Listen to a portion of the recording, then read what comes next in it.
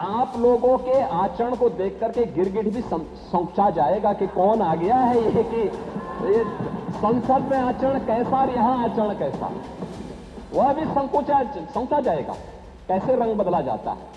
यानी दिल्ली से लखनऊ पहुंचते पहुंचते जब आधी आबादी के आक्रोश को झेलना पड़ रहा है, अब यहां पर रंग बदल गए। अब कह रहे हैं 33% आरक्षण होना चाहिए। सदन में विरोध क्यों किए? क्यों सदन में विरोध किए? भारत की संसद में अब तक की सबसे बड़ी संख्या 15% महिलाएं भारत की संसद में पहुंच पाई हैं। उत्तर प्रदेश विधानसभा में ये 11-12% तक ही सीमित है।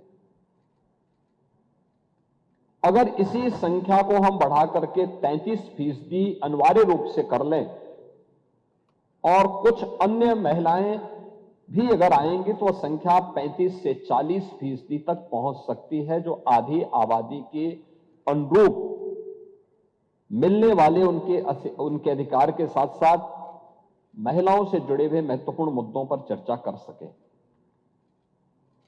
देश आभारी है जो प्रधानमंत्री मोदी जी ने पहले वेलफेयर स्कीम के माध्यम से इन सभी कार्यक्रमों को आगे बढ़ाया।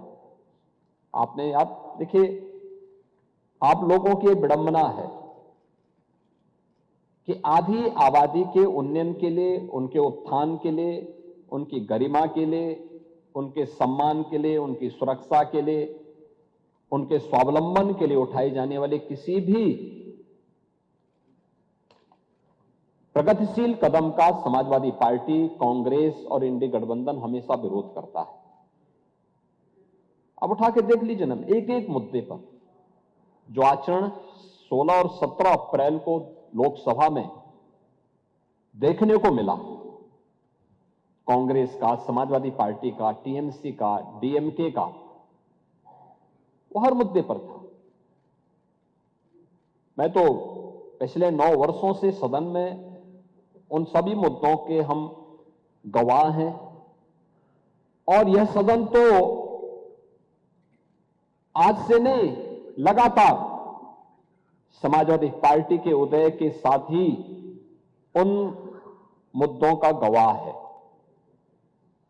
जो आपके महिला विरोधी आचरण को प्रस्तुत करता है।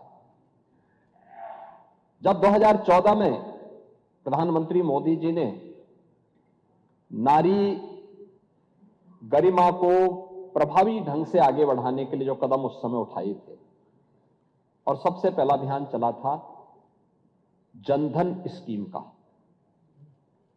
आजादी के बाद पहली बार हुआ था जब महिलाओं के बैंक में अकाउंट खोल सके।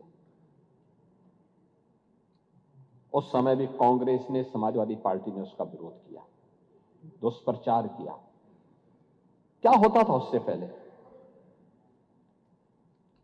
एक महिला जो बैंक में जिसका अकाउंट नहीं था, अगर सरकार की किसी लाभार्थी परक योजना से जुड़ती थी तो आधा भी उसको लाभ नहीं मिल पाता था।